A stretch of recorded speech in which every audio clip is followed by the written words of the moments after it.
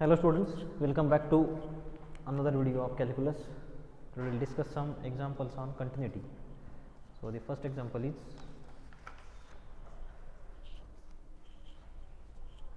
Dirichlet's discontinuous function. So, first example is let E is equals to R, that is domain of the function is R, and f be a Dirichlet's discontinuous function. Dirichlet's discontinuous function defined by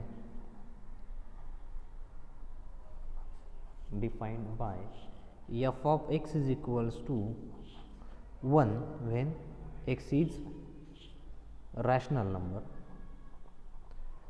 and 0 when x is irrational.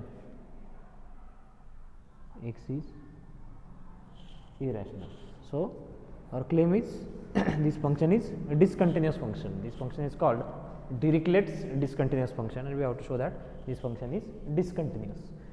Now, we have sequential criteria for discontinuity in the previous video. So, our claim is this function f is not continuous at any point on R. So, our claim is f is not continuous, f is not continuous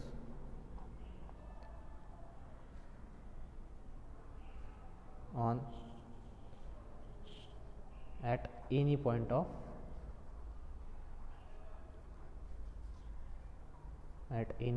R, that is f is not continuous on any real number. So, the case first is if x is rational number, and case second will be x is irrational number. So, case first is if suppose some c is rational number,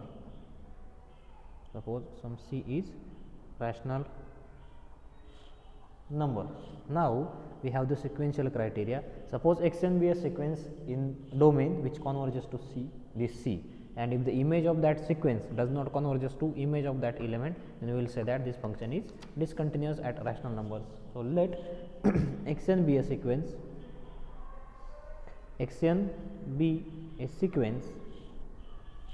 of irrationals, that is function is defined on rationals and irrationals. Suppose x n be a sequence of irrational numbers,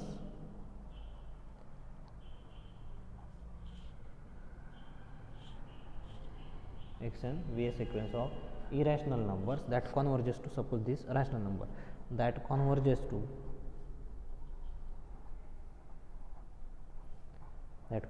this C. Now, f of x n will be x n is the sequence of irrational numbers. So, if the function is applied on irrational numbers, the value of that function is 0. So, f of x n will be 0 for all n belongs to natural numbers. For every sequence means x n turning from 1 to infinity. So, this n are natural numbers. So, image of that x n is the sequence of irrational numbers, and image of that irrational numbers is 0. So, f of x n is equals to 0. Therefore, limit x tends to c, f of x n will be 0, because image of that sequence is 0. So, limit of that sequence is 0 for f of c, but c is the rational number and image of rational number is 1, but f of c is equals to 1. When we say that the function is continuous, if limit exists and value of limit is equals to value of the function at that point, but here there are two different values, 1 and 0. Therefore, limit x tends to c, f of x n is not equals to f of c, hence limit of the given function, that is the given function f is not continuous at a rational number c. Therefore, f is not continuous at rational number C. Now the second case is if the C is irrational number. Case second, if C is irrational number, if C is irrational number. So let yn, we will take another sequence yn of rational numbers which converges to this C. Let yn be a sequence of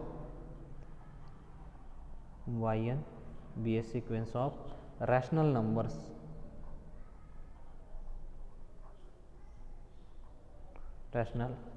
that converges to C,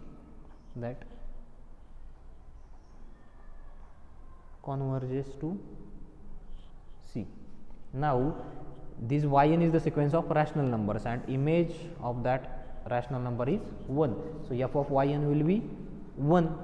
Therefore f of yn is equals to 1 for all n belongs to natural numbers.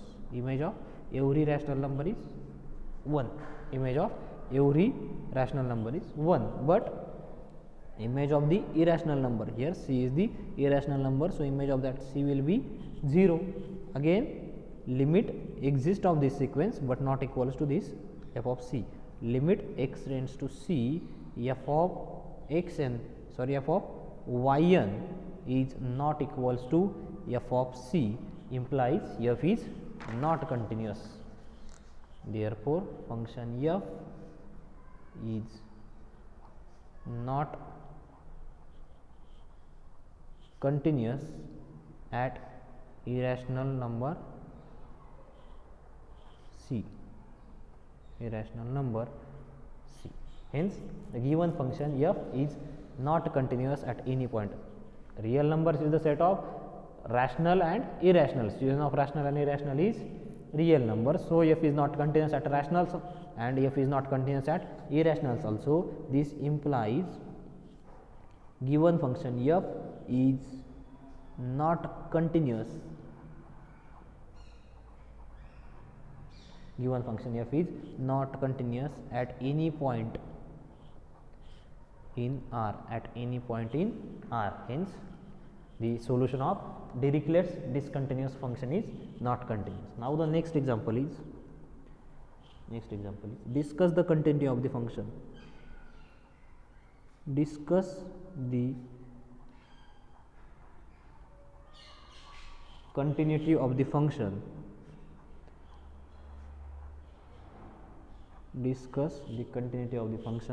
Function is given by f of x is equals to x e raised to 1 by x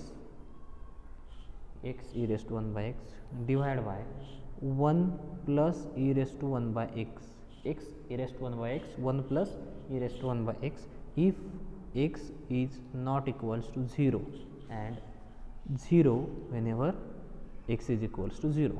The function is defined in this manner: x e raised to 1 by x divided by 1 plus e raised to x if x is non-zero, and for x is equals to 0 the function is given as f of x is equals to 0. At origin, discuss the content of this function at origin. At origin means at limit x tends to 0. So in the solution we have given function f of x as given f of x is equals to x e raised to 1 by x divided by 1 plus e raised to 1 by x if x is non-zero number and 0 if x is equals to 0. Therefore, if we find the left and right hand limits, so first of all we will find left hand limit at origin, limit x tends to 0 minus of f of x, which is equals to limit x tends to 0 minus of 0 minus means when x is approaching towards 0 from negative side. So if here this means that x is not exactly equals to 0, but x is tending towards 0. For that we have the function x e raised to 1 by x divided by 1 plus e raised to 1 by x. Now if we find the limit, this limit we have find in the previous video, that is, if you put the value of x is equals to 0, you will get the answer is equals to 0. 0 into something is 0, because e raised to 1 upon 0 is infinity, but before that if you multiply this by this x, then this 0 by, then we get limit x tends to 0 minus is equals to 0 itself. Now we will find the right hand limit. Limit x tends to 0 plus of f of x is equals to limit x tends to 0 plus, means x tending towards 0 from right hand side, but not exactly equals to 0. So for that, again function is defined as x e raised to 1 by x, x into e raised to 1 by x divided by 1 plus e raised to 1 by x.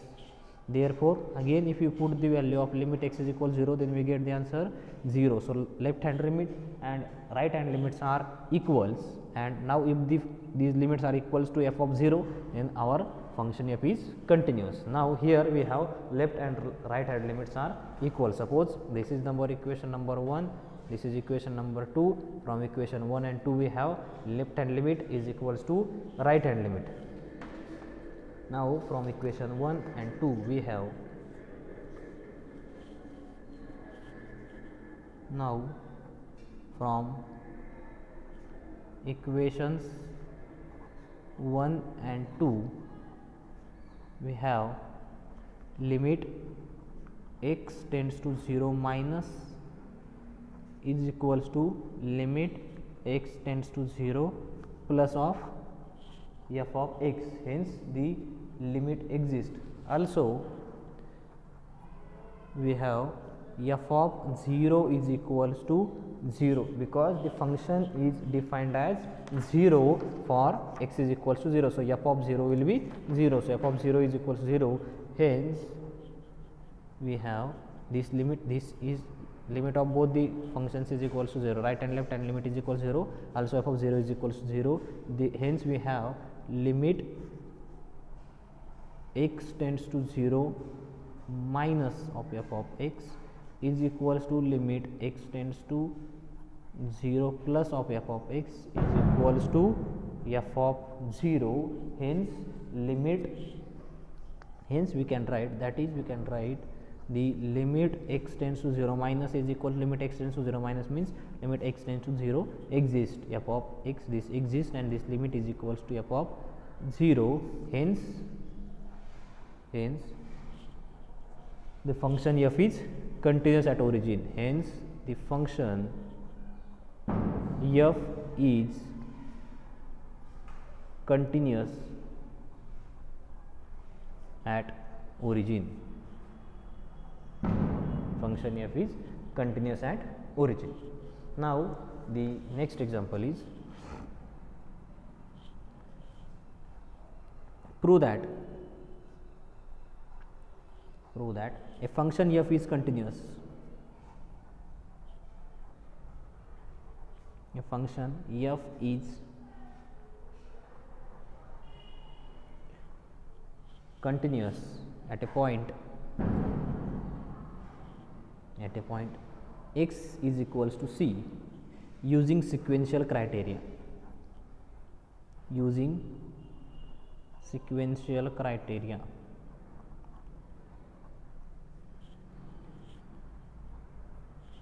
Prove that a function f is continuous at a point x is equals to c using sequential criteria. So this in the solution we have, suppose this given function f is continuous at is equals to c, and we have to prove this function is continuous by using sequential criteria. We say that the function f is continuous if the sequence xn converges to c in domain, then image of that sequence f of xn converges to f of c in codomain, then we say that this function f is continuous. Now suppose f is function, f is suppose continuous function, f is continuous function, then the sequential criteria is satisfied. Suppose f is continuous at c and let xn be a sequence in a, xn be a sequence in a where a is a domain of the function, such that such that sequence xn converges to C in A, such that sequence xn converges to C in A, then let epsilon greater than 0, and if this epsilon greater than 0 be arbitrary element, that is for any given epsilon positive, since f is continuous, here we have said that we have written that f is continuous. So, for this epsilon there exists some delta, as f is continuous, there exists some delta greater than 0, such that if x belongs to A, this is sequential criteria for continuity, x belongs to A satisfies mod of x minus c less than delta, then mod of f of x minus f of c less than epsilon. Mod of f of x minus f of c is less than epsilon by using the definition of continuity of the function. Now, for given delta, this xn converges to C. So, for that there exists some n belongs set of natural numbers, such that xn is using the definition of convergence, we can write for that delta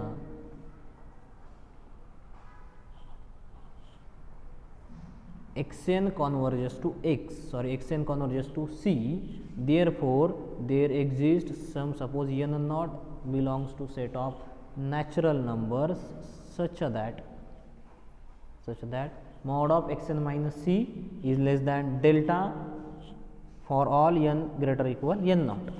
By using definition of convergence, there is not such that n is greater or equal, suppose n naught implies mod of xn minus c less than delta.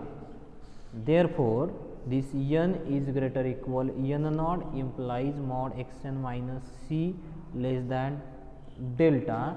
So, we can write mod of f of xn minus f of c, mod of minus xn minus f of c is less than epsilon, because here this mod of xn minus f of c less than epsilon, mod of x minus c less than delta implies mod of f of x minus f of c less than epsilon. So, for x belongs to A, if this mod x minus c less than delta, then we have this. So, here clearly we get mod xn minus c less than delta. So, we can write using this equation, suppose this is equation number 1. So, use this is by equation 1. If mod xn minus c less than delta, then for that condition we have mod of f of xn minus c less than epsilon by this, by definition of continuity of the function. So, we have if mod xn minus c less than delta, image of that xn converges to image of that c implies the limit of the given function exists. This implies limit n tends to infinity f of xn is equals to f of c. So, function is continuous at point C by using sequential criteria.